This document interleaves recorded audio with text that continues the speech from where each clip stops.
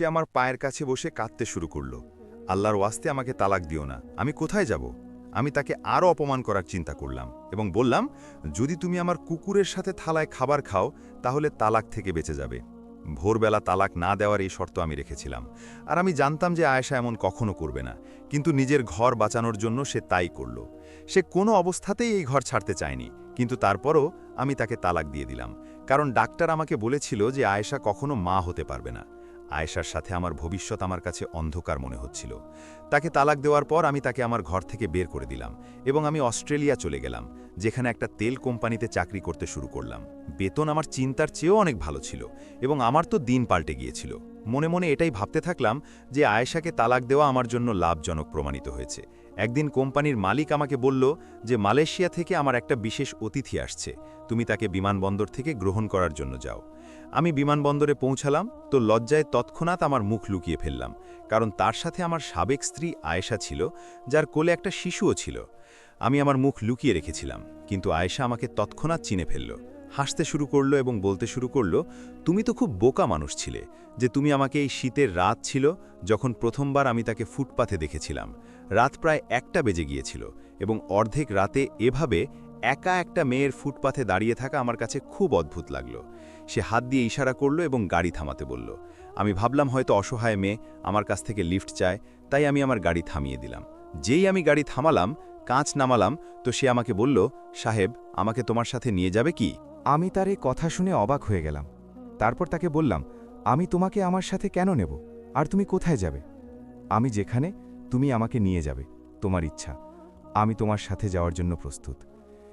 এখন আমি পুরো ঘটনা বুঝে গিয়েছিলাম।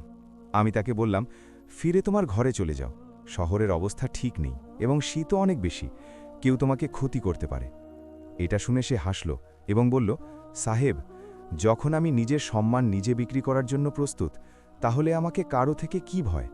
যে মেয়ে এই কাজে নিয়ত নিয়ে ঘর থেকে বেরোয়, সে আগেই ভয়হীন হয়ে যায়, তাকে এখন কোনো জিনিসের ভয় থাকে না। আমি তাকে বললাম, আমি এমন মানুষ নই যেমন তুমি ভাবছ, আমি শরীফ ঘরানার ছেলে। আমি পকেট থেকে ওয়ালেট বের করলাম, 5,000 টাকার নোট তার হাতে দিলাম এবং বললাম, ফিরে ঘরে চলে যাও। সে সেই 5,000 আমাকে ফিরিয়ে দিল এবং বলল, আমি ফিরে যেতে পারি না, তুমি তোমার টাকা তোমার কাছে রাখো। আমি আবার অবাক হয়ে গেলাম এবং জিজ্ঞাসা করলাম, আখির তোমার এমন কি অসহায়তা? 2,000 টাকার জন্য তো তুমি আমার সাথে যাওয়ার জন্য প্রস্তুত ছিলে এবং এখন আমি তোমাকে 5,000 দিচ্ছি যাতে তুমি ঘরে ফিরে যাও। সে বলল, এই কাজ আমি নিজের খুশিতে করছি না, আমার অসহায়তা আছে। আমাকে এখানে মনিটর করা হচ্ছে, কিছু লোক আছে যারা আমার উপর নজর রাখছে। তার কথা শুনে আমার কৌতূহল আরও বেড়ে গেল। আমি তার সাথে এইসব কথা রাস্তায় দাঁড়িয়ে করে না পারতাম। আমি তো গাড়িতে বসেছিলাম, আমার তো কোনো অসুবিধা ছিল না, কিন্তু সে ঠান্ডায় কাঁপছিল। আমি গাড়ির দরজা খুললাম এবং তাকে ভিতরে বসার ইশারা করলাম। সে আমার সাথে গাড়িতে বসে গেল। চলমান গাড়িতে সে জিজ্ঞাসা করতে শুরু করল, সাহেব, তুমি আমাকে কোথায় নিয়ে যাচ্ছ? আমি বললাম, ঘাবড়ানোর দরকার নেই, আমি তোমাকে কোথাও নিয়ে যাচ্ছি না, শুধু চলমান গাড়িতে কিছু কথা বলতে হবে, তোমার অসহায়তা জানতে হবে। চেহারা থেকে তুমি পড়াশোনা করা মনে হচ্ছে, কোনো চাকরি ইত্যাদি করতে পারো। সে বলল, সাহেব, আমি খুব বেশি পড়াশোনা করা নই, যদিও আমাকে পড়ার খুব শখ ছিল। আমার আব্বা আমাকে পড়াতে চাইতেন, কিন্তু আব্বার মৃত্যুর পরই আমার আসল পরীক্ষা শুরু হয়েছে। জীবন আমার উপর কষ্ট হয়ে উঠেছে। আমি মাত্র 6 মাসের ছিলাম যখন আমার আম্মিরও মৃত্যু হয়েছে। আব্বা দ্বিতীয় বিয়ে করেছিলেন। যতক্ষণ তিনি জীবিত ছিলেন, আমার সৎমা আমার সাথে খুব খারাপ ব্যবহার করেনি। যদিও আমি জানতাম যে সে আমাকে একদম পছন্দ করে না, আমার থেকে জ্বলছে। তার বাস চললে তো হয়তো সে আমাকে জানেই মেরে ফেলত। আব্বার মৃত্যুর পর সে আমার থেকে এক একটা কথার বদলা নিয়েছে। সে একটা লম্পট লোকের সাথে বিয়ে করেছে। না সে মহিলা আমার স্বগোত্র মা ছিল, না সেই লোক আমার বাপ। দুজনে মিলে একদিন সিদ্ধান্ত নিয়েছে যে এই মেয়েকে ব্যবহার করে টাকা উপার্জন করা যায়। তাদের উদ্দেশ্য থেকে আমি অবগত ছিলাম, তাই আমি ঘর থেকে পালানোর চেষ্টা করেছি। কিন্তু সে নিষ্ঠুর লোক, সে আমাকে খুব মেরেছে, সে আমাকে ধরে ফেলেছে। আজ এখানে ফুটপাতে দাঁড়ানোর আমার দ্বিতীয় দিন ছিল। দিনে আমাকে কোনো গ্রাহক মেলেনি। একটা লোক আমাকে তার গাড়িতে বসিয়েছে এবং ঠিক যেমন তুমি করছো, পুরো শহরে ঘুরিয়েছে, টাকা দিয়েছে এবং ফিরে চলে গেছে। মজার কথা এটা ছিল যে তুমিও ঠিক তেমনই করেছ। আমি সেই মেয়ের থেকে নাম জিজ্ঞাসা করলাম। সে বলল, আমার নাম আয়েশা এবং আমার আব্বাই আমাকে এই নাম দিয়েছিলেন। আমি তার সম্পর্কে চিন্তা করতে লাগলাম। আমার কাছে সময় খুব কম ছিল এবং আমি সেই কম সময়ে তার সাহায্য করতে চাইতাম। রাত প্রায় ৩টে বেজে গিয়েছিল। ১ ঘন্টায় আমি তাকে আমার গাড়িতে ঘুরাতে ঘুরাতে তার চেহারা এবং অবস্থা ভালো করে জেনে নিয়েছি। আমি আয়েশাকে বললাম, কাল আবার এই জায়গায় চলে এসো, এখানেই আমি তোমাকে নামিয়ে দেব। এই টাকা রাখো, যাতে সেই লোকের জুলুম তোমাকে না হয় এবং না তোমার সৎমা তোমার সাথে নিষ্ঠুর ব্যবহার করে। আমি কাল তোমাকে এখান থেকে নিয়ে যাব, হয়তো চিরকালের জন্য তোমাকে এই জাহান্নাম থেকে বের করে নেব। সে আমাকে জিজ্ঞাসা করতে লাগল, তুমি আমাকে নিয়ে কোথায় যাবে?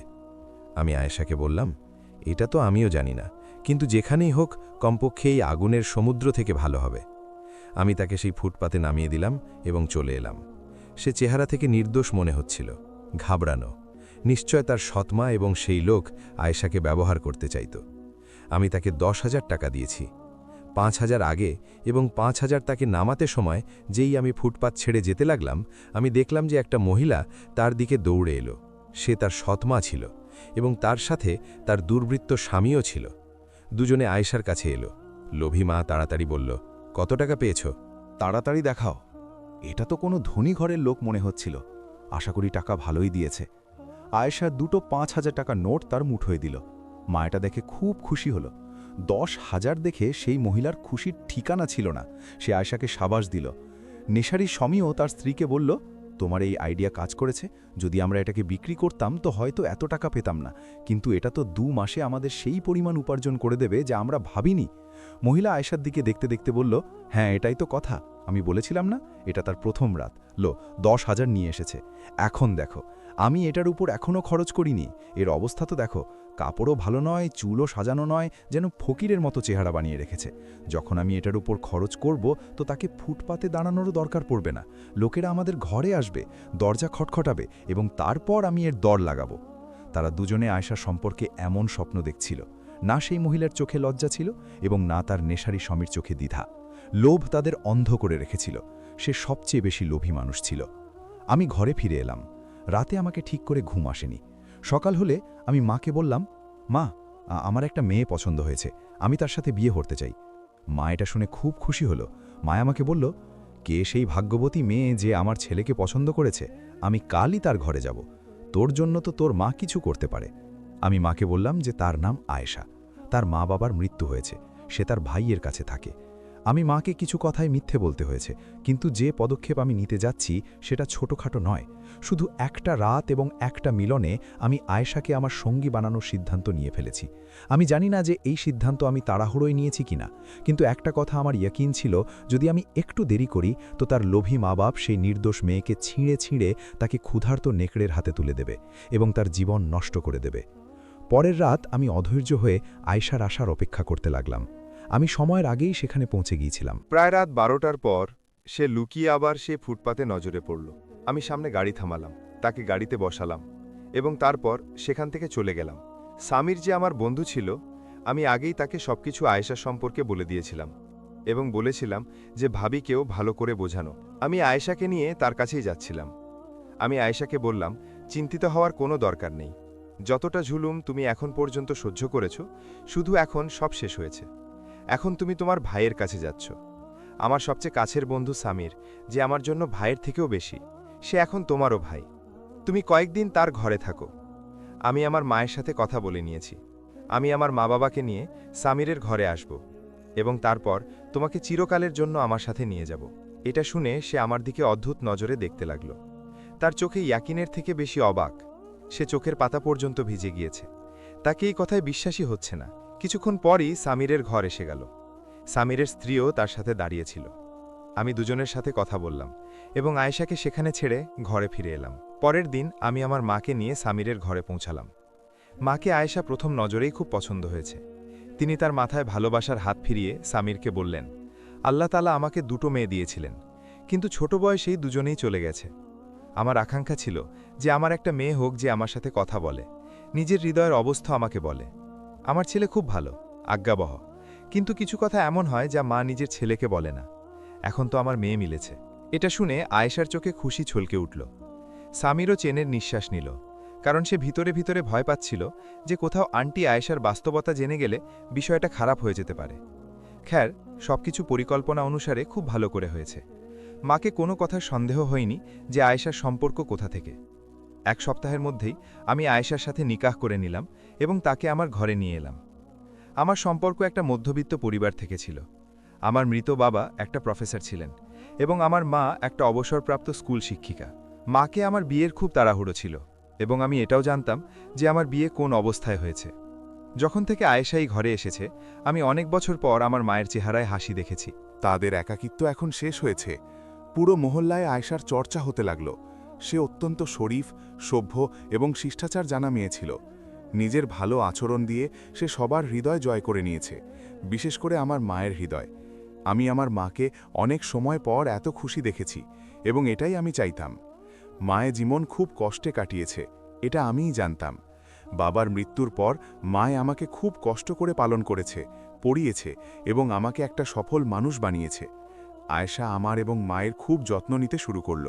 সে কখনো ভাবেনি যে তাকে এমন ভালো ঘর মিলবে যেখানে তাকে ভালোবাসা মা এবং এত ভালো সঙ্গী মিলবে। কিন্তু আমার হৃদয়ে একটা অদ্ভুত ভয় এখনও ছিল যে কোথাও এই শান্তি বেশি দিনের না হয়, কোথাও আমাদের খুশিগুলোকে কারো নজর না লাগে। এবং আমার ভয় একদিন বাস্তব হয়ে গেল। লোকেরা কাউকে খুশি দেখতে পারে না। যখন মহল্লা ভরে আয়েশার সৌন্দর্য এবং বুদ্ধিমত্তার কথা হতে লাগল, তো কিছু লোক তার থেকে জ্বলে উঠল। তারপর একদিন কারো হাতে সেই প্রমাণ লেগে গেল যা আমাদের ঘরের খুশিগুলো ছিনিয়ে নিল। আমাদের মহল্লার একটা ছেলে ছিল, নাম ছিল কামরান। দুর্ভাগ্যবশত সে সেই লোক ছিল যে সেই রাতে আয়েশার কাছে গিয়েছিল যখন সে ফুটপাতে দাঁড়িয়েছিল। সে আয়েশাকে জিজ্ঞাসা করেছিল কত লাগবে। আয়েশা উত্তর দিয়েছিল ৩,০০০, যা তার মায়ে বলে দিয়েছিল। সে আয়েশার ভিডিও বানিয়ে নিয়েছে। সে একটা ইউটিউবার ছিল এবং নিজের চ্যানেলে সেই ভিডিও দিয়ে দিয়েছে। সে বলেছে, দেখুন কিভাবে আজকের যুগে মেয়েরা অসহায় হয়ে ফুটপাতে দাঁড়ায় এবং নিজের শরীরের দাম লাগায়। সে সেই ভিডিও পুরো মহল্লায় ছড়িয়ে দিয়েছে এবং লোকদের বলেছে যে মেয়েকে তোমরা প্রশংসা করো, যাকে তোমরা শরীফ এবং সভ্য বলো, তার আসলতা তো এটা যে সে একটা কল গার্ল। উস্তানিজির সাথে খুব বড় ধোঁকা হয়েছে। জানি না তার স্বামী আরিফ বাস্তবতা থেকে অবগত ছিল কিনা। মহল্লার মহিলারা এক এক করে আমাদের ঘরে আসতে লাগল। সেই সময় আমি ঘরে উপস্থিত ছিলাম না এবং আমার অনুপস্থিতির তারা সুযোগ নিয়েছে। সেই ঈর্ষান্বিত মহিলারা ভিডিও দেখিয়ে আমার মায়ের কাছে এসে এটাই বলেছে যে আপনি তো একটা পুণ্যবতী মহিলা, আমাদের কখনো আপনার চরিত্রে সন্দেহ হয়নি, আপনি মহল্লার লোকদের কত ভালো করেছেন, আমাদের ছেলেমেয়েরা আপনার পড়ানো থেকে বড় পদে আছে, কিন্তু আফসোস যে আপনাকে এই দুর্বৃত্ত মিলেছে। আয়েশার সম্পর্কে তারা বাড়িয়ে চড়িয়ে কথা বলেছে, যার কারণে মায়ের স্বাস্থ্য হঠাৎ খারাপ হয়ে গেল, তার রক্তচাপ উচ্চ হয়ে গেল। আয়েশা আমাকে ফোন করল। সে কাঁদছিল এবং বলছিল যে তাড়াতাড়ি ঘরে এসো, মাজির স্বাস্থ্য খারাপ। আমি ঘরে এলাম, মাকে হাসপাতালে নিয়ে গেলাম, কিন্তু মা আমাকে বারবার এটাই বলতে থাকলো যে যদি আমি জীবিত ফিরে ঘরে যাই তো তুমি আগে সেই মেয়েকে ঘর থেকে বের করে দাও, তাকে তালাক দাও, এবং যদি আমি মরেও গেলাম তো আমার থেকে প্রতিশ্রুতি করো যে সেই মেয়ে তোমার জীবনে থাকবে না, তৎক্ষণাৎ তালাক দাও, তুমি খুব বড় ভুল করেছো তার সাথে বিয়ে করে। আমি মাকে সামলাচ্ছিলাম, তাদের বোঝাচ্ছিলাম যে আমি বিস্তারিত সব বাস্তবতা তাদের বলবো, কিন্তু ফিলহাল আমি মাকে সব কিছু বলতে পারি না। একটা এমন বাস্তবতা যার খবর শুধু আমাকে এবং সামিরকে ছিল। মায়ের স্বাস্থ্য কিছু ভালো হলেও তো আমি মাকে ফিরে ঘরে নিয়ে এলাম।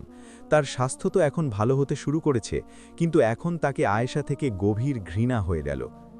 যেই মা ঘরের দামনে এলো, আয়েশা মাকে সামলানোর চেষ্টা করল। আয়েশা এগিয়ে এলো তো মায় হাত দিয়ে তাকে ঠেলে দিল এবং বলল, দুরাচারী মহিলা, আমার কাছে আসো না, আমাকে হাত লাগাও না, আমি তোমার বাস্তবতা থেকে অজান ছিলাম, তুমি আমার ছেলে এবং আমাকে ধোঁকা দিয়েছ, আল্লাহ তাআলা তোমাকে কখনো এই কথার জন্য মাফ করবে না। মায়ের এই কথা শুনে আয়েশা কাঁদতে লাগল, কিন্তু এখন সুযোগ ছিল যে আমি মাকে সব বাস্তবতা বলে দিতাম। আমি মাকে সব বললাম যে এটা সামিরের স্বগোত্র বোন তো নয়, হ্যাঁ আমিও মানছি, কিন্তু এটাও বাস্তব যে এখনও পর্যন্ত কোনো অজানা পুরুষ আয়েশার সাথে জোর করে কিছু করেনি। দুর্ভাগ্যবশত সেই রাত সে ফুটপাথে দাঁড়িয়েছিল যখন আমি তার সাথে মিলেছি।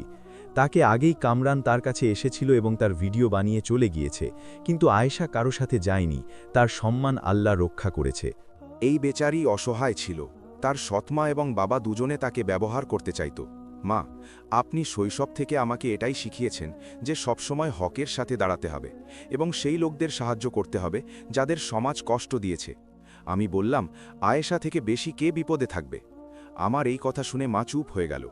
সে হৃদয় থেকে জানত যে এটা সব সে আমাকে শিখিয়েছে, কিন্তু না চেয়েও সে আয়েশাকে হৃদয় থেকে নিজের বউ স্বীকার করতে পারেনি। অন্যদিকে তার সৎমা রাবিয়া প্রথমে চিন্তিত ছিল এবং আয়েশাকে খুঁজে বের করার চেষ্টা করছিল, কিন্তু সে মিলছে না। কিন্তু যখন ভিডিও লিক হয়েছে তো তাদের জানা গেল যে আয়েশা কোথায়। রাবিয়ার নেশারি স্বামী একটা চাল চালল, একটা এতটা বিপজ্জনক চাল যে সে আমার ধরা পড়তে পারত। সে একটা যুবক ছেলেকে টাকা দিল এবং বলল যে তুমি আরিফের ঘরের দেয়ালে চড়ে শুধু একবার আয়েশার কাছে যাও এবং এটা দেখাও যে তুমি তার প্রেমিক, যে তাকে লুকিয়ে মিলতে এসেছে। আয়েশার শাশুড়ি তো আগেই নিজের বউয়ের উপর সন্দেহ করেছে। শুধু যদি আরিফের হৃদয়ে একটু সন্দেহ জাগ্রত হয় তো সে তাকে ধাক্কা দিয়ে ঘর থেকে বের করে দেবে এবং তালাক দেবে। তারা একটা লোভী যুবককে টাকা দিয়েছে, যে রাতের একাকিত্বে আরিফের ঘরে প্রবেশ করল। সে আয়েশার নামে কিছু চিঠি রাখল। আয়েশাকে অনুভব হলো যে উঠোনে কেউ আছে। সে নিজের স্বামীকে জাগানো উচিত মনে করল না। যখন সে বাইরে গেল তো দেখল যে সেই লোক আয়েশাকে হঠাৎ ধরে ফেলল এবং তার মুখে হাত রাখল যাতে সে চিৎকার না করতে পারে। কিছু হলচল হলো তো আরিফ ঘুম থেকে উঠে গেল। আরিফ যেই উঠোনে পৌঁছাল সেই লোক সেখান থেকে পালিয়ে গেল। কিছু চিঠি সেখানে পড়ে গেল এবং দেয়াল চড়তে সময় সে বলল, আমি তোমার সাথে মিলবই। সেই লোক নিজের উদ্দেশ্যে সফল হয়ে গিয়েছে। আরিফের ঘাম ছুটে গেল, তার জিহ্বা থেমে গেল মনে হচ্ছে, ঠোঁট কাঁপছে। কাঁপা ঠোঁট থেকে সে আয়েশাকে জিজ্ঞাসা করল যে সেই লোক কে ছিল। সে বেচারি ঘাবড়ে গেল এবং নিজের স্বামীকে বলল যে আমি কিছু জানি না, এটা কে ছিল। মাটিতে ছড়ানো চিঠিগুলোর মধ্যে থেকে একটা সে তুলে পড়ল। সেটাতে সেই লোক আয়েশার থেকে প্রেমের ঘোষণা করেছে। আয়েশা নিজের স্বামীকে বলল, বিশ্বাস করো আমি নির্দোষ। কিন্তু আরিফ তার কোনো কথা শোনেনি। রাতের একাকিত্বে সে বলল, এখান থেকে চলে যাও, না হলে আমি তোমাকে মৃত্যুর ঘাটে নামিয়ে দেব। আয়েশা বারবার হাত জোড় করে এবং অনুরোধ করে বলতে থাকল যে আমার উপর বিশ্বাস করো। আরিফের মা বলল, বেটা আমি তোমাকে আগেই বলেছিলাম যে এটা দুর্নাম মেয়ে, আজ এটা সত্য প্রমাণিত হয়েছে। না শুধু সে তোমাকে ধোঁকা দিয়েছে, বরং আমাকেও অপমানিত করেছে। এটাকে ধাক্কা দিয়ে বাইরে বের করে দাও এবং দেরি করো না। সে হাত জোড় করে নিজের স্বামীর থেকে ভিক্ষা চাইছিল যে আমাকে নিজের জীবন থেকে বের করো না, তোমার ছাড়া আমার কে আছে? তোমরাই তো আমাকে এই ঘরে আশ্রয় দিয়েছ। আরিফ চুপ দাঁড়িয়েছিল, কিছু বলল না। আয়েশা আবার বিশ্বাস করানোর চেষ্টা করল যে সে আমাকে দুর্নাম করতে এসেছিল এবং সে খুব কাঁদল। খ্যার, আরিফকেও এখন সত্যের কিছু অংশ জানা গিয়েছে যে এইসব খেল তার নেশারি মা বাপেরই ছিল। খ্যার, সময় পার হতে থাকল, দিন মাসে পরিবর্তিত হল এবং মাস বছরে। কিন্তু আরিফের হৃদয়ে যা কখনো আয়েশার জন্য অপার ভালোবাসা ছিল, যে চাওয়া সেই সময় তার শ্বাসে বাস করত, এখন যেন ছাই হয়ে গিয়েছে। ভালোবাসার সেই চমক মূর্ঝে গিয়েছে। এখন সে শুধু জীবন কাটাচ্ছে, না কোনো আশা রয়েছে, না কোনো উন্মাদনা। সকাল সন্ধ্যার ভারাক এখন শুধু ঘড়ি থেকে জানা যায়। আয়েশার চোখে এখনও কখনো কখনো সেই পুরনো আলো ফিরে আসে, কিন্তু আরিফের নজরে সে শুধু একটা অভ্যেস হয়ে রয়েছে, ভালোবাসা নয়। দুজনে একই ছাদের নিচে থাকে, কিন্তু হৃদয়ে শতাব্দীর দূরত্ব এসে গিয়েছে।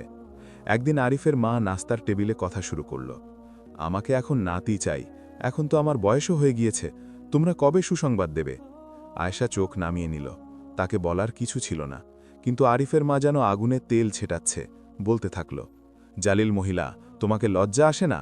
বছর হয়ে গেল, না কোনো সন্তান, না কোনো আশা। কি লেখা আছে তোমার ভাগ্যে? আয়েশা নীরব রইল, কিন্তু ভিতরে ভিতরে প্রত্যেক শব্দের সাথে ভেঙে পড়তে থাকল। কখনো কখনো যখন সে কাঁদতে কাঁদতে নিজের কামরায় যায় তো বাইরে থেকে আরিফের আওয়াজ আসে, গিয়ে নিজের পরীক্ষা করাও, জানি না বাঝা হয়ে এসেছে না আগে থেকে কিছু করে এসেছে। এই কথাগুলো তীরের মতো হৃদয়ে চুপ করে। সে কখনো সাফাই দেওয়ার চেষ্টা করে, কখনো নীরবতায় আশ্রয় নেয়। কিন্তু এখন তার ধৈর্যের পেয়ালেও লবালব ভরে গিয়েছে। দিন দিন আরিফের মায়ের ব্যবহারে তিক্ততা বাড়তে থাকল। সে প্রত্যেক রাত নিজের বউকে তানা দেয়, কখনো বাসন ফেলে দেয়, কখনো তার বানানো খাবারকে গালি দেয়। এমন অশুভ মেয়ে এসেছে আমার ঘরে, না খুশি এনেছে না বংশ বাড়িয়েছে। দেখো, আমি নিজে তোমাকে তালাক দেওয়াবো, আমার ছেলে তোমাকে ছেড়ে কোথাও ভালো বউ নিয়ে আসবে। এবং আরিফ চুপচাপ বসে থাকে। কখনো কখনো সে মায়ের সাথে মিলে ব্যঙ্গের তীর ছোঁড়ে, কখনো দেখাচ্ছে যে সবকিছু তো রুটিনের অংশ। তারপর একদিন হদ হয়ে গেল। আয়েশা কামরায় চুপচাপ বসেছিল, চোখে নম ছিল। তখন আরিফের মায়ে উচ্চ আওয়াজে বলল, বেটা, তোমাকে এটাকে তালাক দেওয়া উচিত, এই মহিলা তোমাকে সন্তান দিতে পারবে না। আমি তোমার জন্য এমন মেয়ে খুঁজে দেব যে তোমাকে ছেলে দেবে এবং তোমার নাম উজ্জ্বল করবে। দিন পার হতে থাকল এবং প্রত্যেক দিন আয়েশাকে অপমানের লক্ষ্য বানানো হতে থাকল। সেই দিন হয়তো আয়েশার জীবনের সবচেয়ে ভারী দিন ছিল। ঘরের ভিতরের তানা এখন যেন আরিফের কান থেকে বেরিয়ে বাইরের দুনিয়া পর্যন্ত পৌঁছে গিয়েছে। মহল্লার একটা লোক বাজারে হাসতে হাসতে আরিফকে বলল, আরে ভাই, তোমার স্ত্রী তো বাঁঝা নিকল, এখনো কোনো শিশু হয়নি? এই বাক্য আরিফের হৃদয়ে আগুন হয়ে নামল।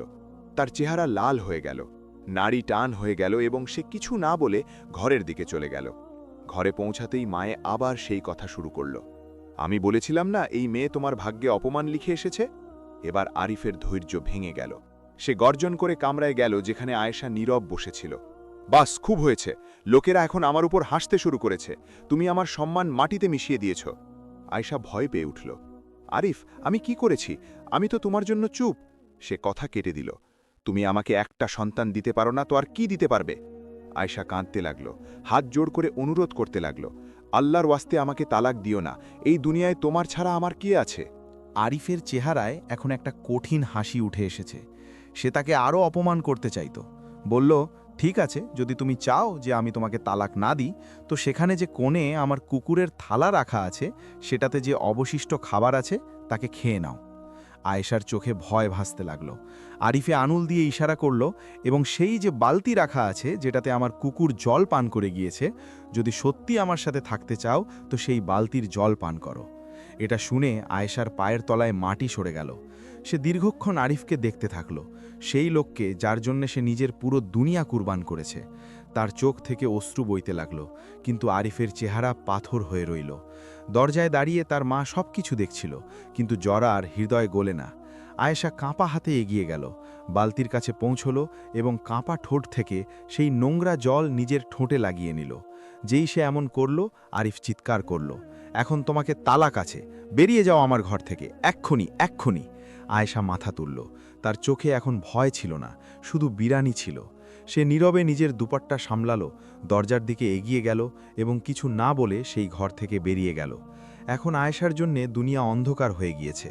সেই মহিলা যে কখনো নিজের স্বামীর জন্যে শ্বাস পর্যন্ত কুরবান করতে প্রস্তুত ছিল, আজ একা, অসহায় এবং জখমি হৃদয় নিয়ে রাস্তায় ঘুরছে।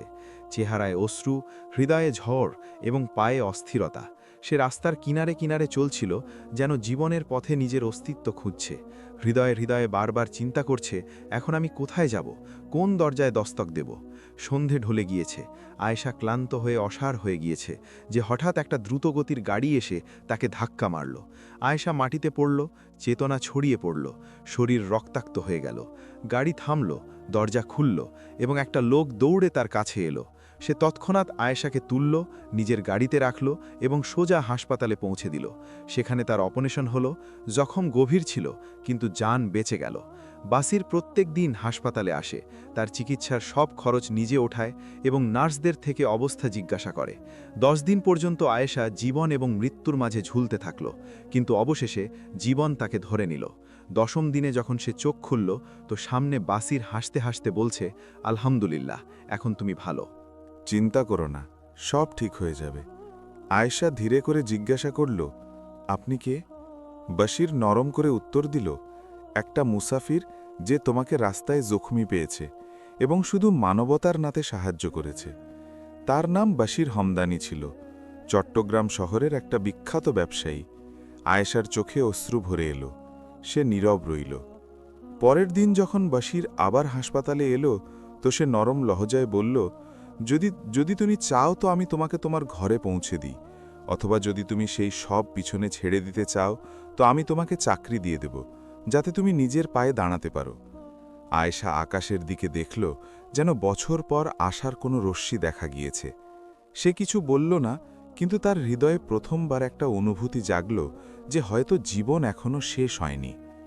ধীরে ধীরে আয়েশা শেঠ বশিরের হোটেলে কাজ শুরু করল। তার সততা, সরলতা এবং পরিশ্রম শেঠ বশিরের হৃদয় জয় করে নিয়েছে।